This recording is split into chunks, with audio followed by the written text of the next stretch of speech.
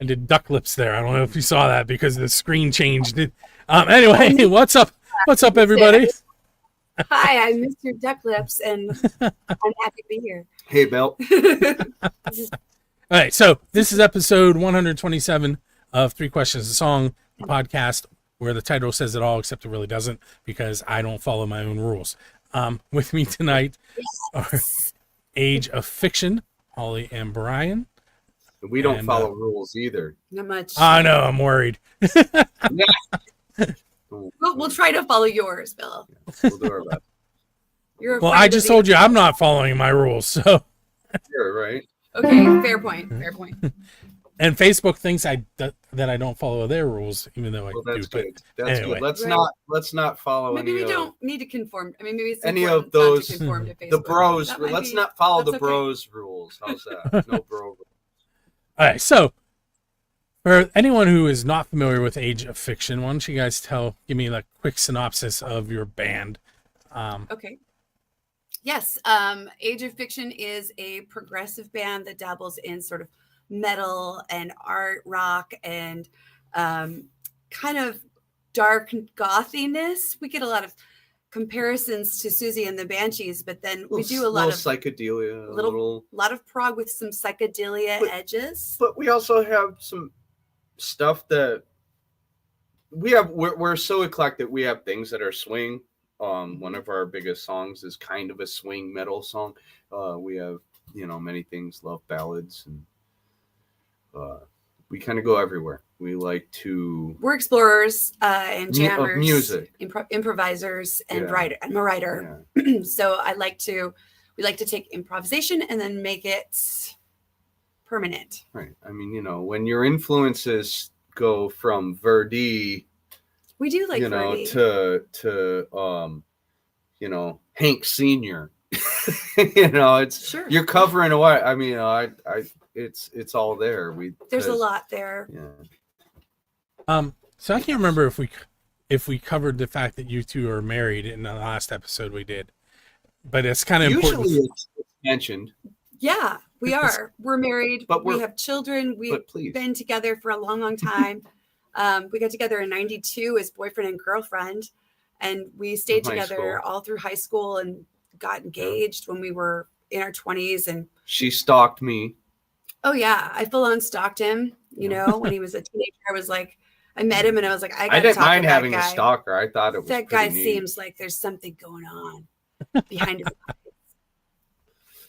I was sort of a clear dance. I'm like, wow, Yeah. redhead dancer. She was a dancer too at the time. Redhead dancer is stalking me. I was in. Sorry, guys. I'll see you later. Where are you going? This way. So I think you kind of gave a good backstory to what I was going to ask. When did you realize that you were going to be in a band together? And Oh goodness. I feel like it was probably a while ago. It was, but not actually as far back as that. But Holly definitely. She did a lot of solo work. She was doing stuff. She was part of, I think, what got me was going over to her place in high school, and she's 15 and I'm 17, and she's sitting there writing a song. She has her keyboard set up, and I wanted to be a musician at the time. I love music. I just, I always just, I love it. I'm one of those kids, one of those Gen Xers that always had headphones on, man, on the bus and wherever. And and when I was older, I had my headphones on the ski slopes. I was going down the mountains with whoever was at the time that felt good. But when I was that young, I at her house, dating this pretty girl, and she's just kind of sitting there working on a song, and I froze. And I remember freezing and just staring at her, and she's doing stuff. And at one point she looks over and goes, "What?" And I was like, "How do you do that? How do you just write a song?" Because she would be sitting there and working on the thing, but it wasn't what I knew to think of as songwriting at the time. There weren't notes going down and stuff. She was holding a crayon, writing on a scrap of paper, and but for hours just honing out this song, and I just didn't understand how somebody could do that, and she goes, well, I write by ear. And it was the first time I'd heard it, that someone writes by ear, and I suppose it wasn't, but it was the first time that I'd ever really thought of had it smack me in the face what it looked like. And you wanted to be in a band with me on that day. I wanted to be in a band. I don't think he I wanted to be in a band with all my friends in kindergarten. We sat there waiting for the bus, in what the hell ever, 1982 or whatever it was. We're pretty close in age, I think.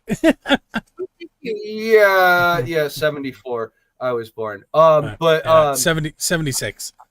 Okay, so and I'm sitting there and we're like, oh no, I'm gonna play this, and I'm gonna play, and you're gonna write the songs. And I remember my friend Jason looking at me, oh, I'm just gonna write the songs. He's like, you think that's real easy? I'm like, well, I want to be the drummer. So Brian didn't start drumming until, what was it, 90? I was 24 actually when I first started. I know I've said it before. I was 8. My mom said no, absolutely not. You're not drumming. I decided to take all of her pots and pans and beat on them for an hour or so, and then put them back out of fear that the dents would be noticed.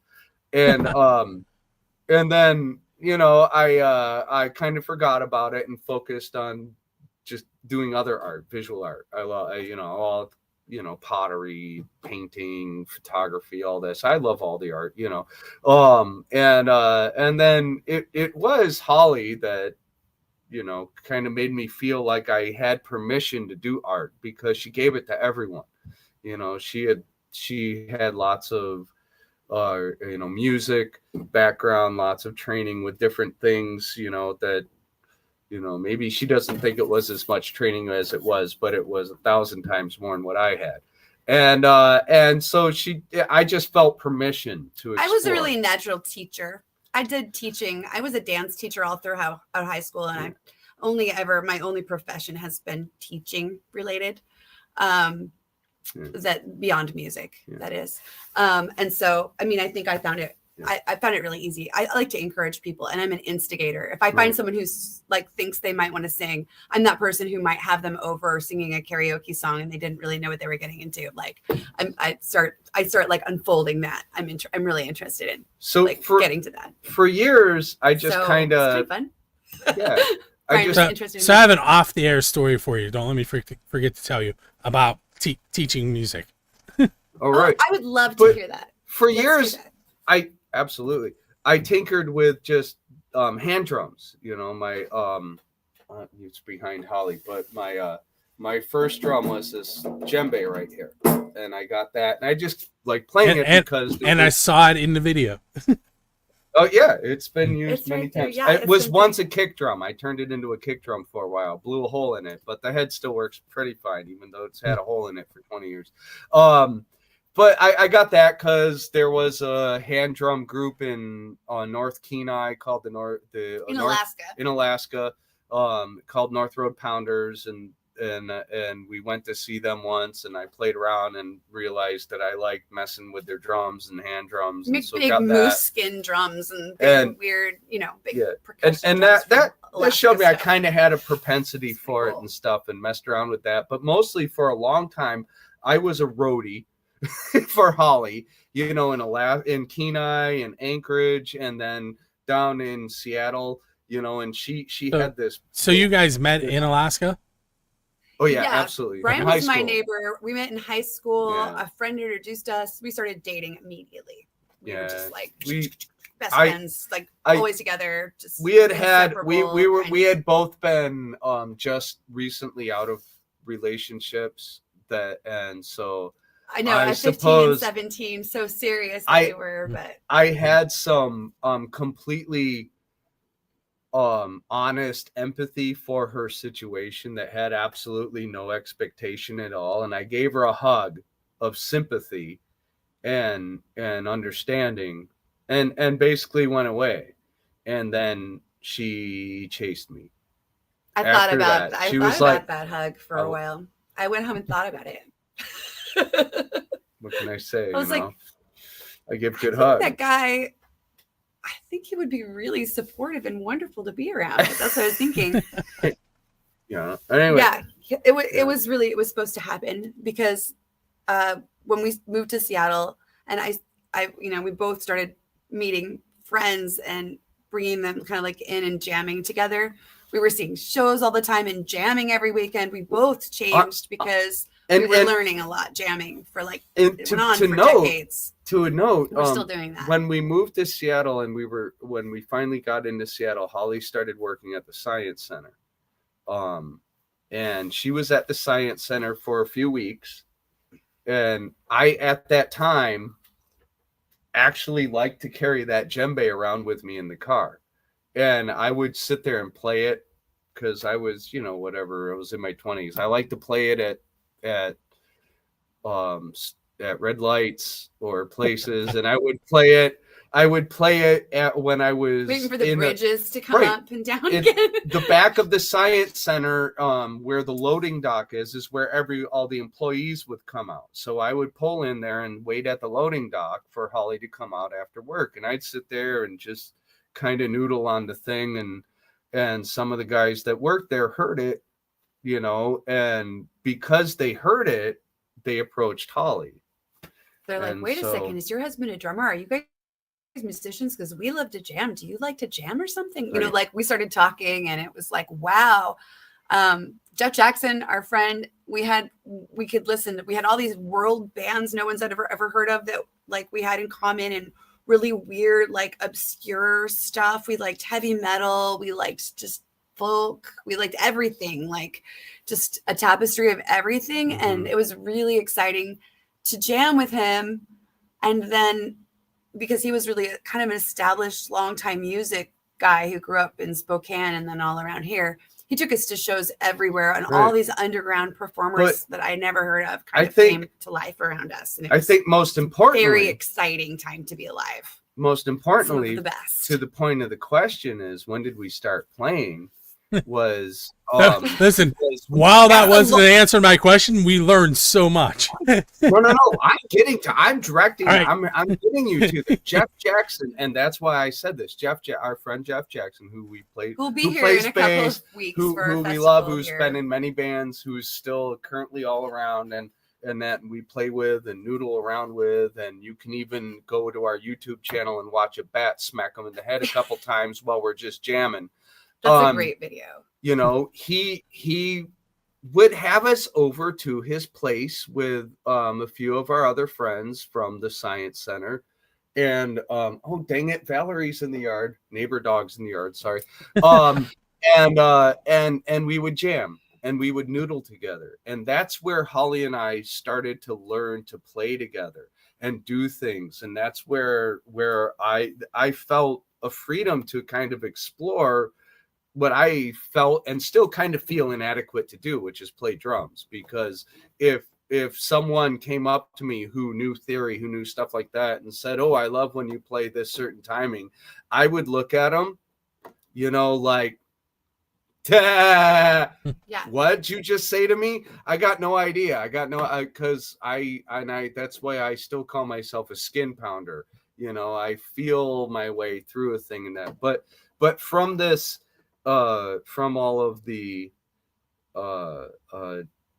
jamming together, improv and stuff, that's kind of where Age of Fiction figured out how to do this. It's how we're so intuitive, or like how we can read each other's thoughts, people notice on stage, or just how we're in sync. And we can do that in a live jam. And it's just, we act as one. We just are tuned in. Mm-hmm. And we hear the same music because partly we've been listening to the same music for a really long time. We have the same favorite bands. We have the same favorite stuff. Or we've introduced each other to music that we went, what? That now the two of us love. Yeah, our whole lives, like, how did I not know this? Adding to this thing we're sharing that's bigger and bigger and bigger.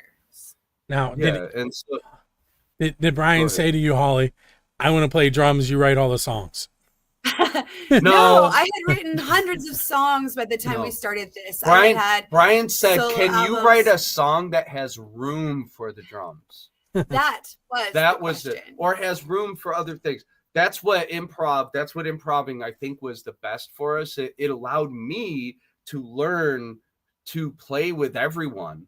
Listen to everyone that's playing, to listen to all the parts. We had both done other kinds of ensemble arts. We had done theater together. We had done music together in other forms. We've been in choir.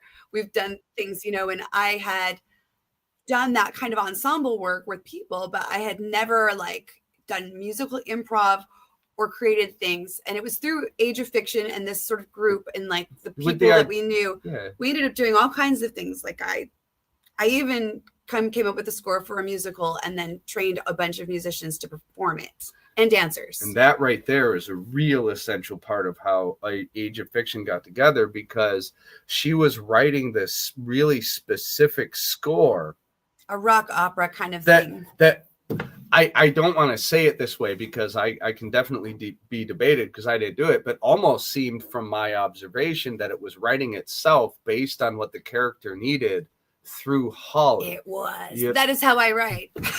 I really just open up and let whatever is trying to do its thing. I try to let it be as big and as whatever it wants to be the most. So whatever it asks. For the first time, she was doing something that was completely different than her solo work, where right before that, I would try to write something to her solo stuff.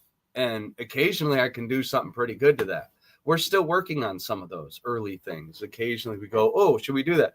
And it's hard for me to get in there because a lot of them are just dependent on how she played those things. But when she wrote that score, it was slightly different. And I started playing to the feeling of the moment and the movement. Yeah. I was trying to give lots of room to all the different musicians and the different parts. Yeah. And I've always been able to hear orchestration, but I'd never sat there other than an 8-track or something like that. I never sat there and laid things out and then had other people be part of it. And I didn't have to write anything for Brian because he already hears music the way I do. And he knows when I'm building something up, how big I actually want it to be. I've just been listening to her for so long. It's almost like I don't have to think about it. I just listen. Sometimes I'm grilling meat while she's writing something, or in and out dealing with the kids. And then I hear her take a moment, and then I come out and I just start playing. And it's but I've been listening, I've been listening. But that definitely was, we'd had some songs that she had written that were different than her solo stuff that we played, and we still play them. But I started writing expressly for Age of Fiction when we realized it sounds so good with you playing with my singing, and we got to that point. Yeah, I was like, I'm going to start writing stuff to make room for you. And I wrote things off our first album, True Fiction, has Big Bad. No, that's our third album. Big Bad's up. Oh, excuse me. Big Bad's up. Third album. It's getting weird. We're looking up at the top of the garage door because we have the garage open. What am I thinking of? You can see this is outside. This is inside. What's the name of? You're thinking of It Never Was. It Never Was is a great example off the first album. Yeah, because it's got more spare.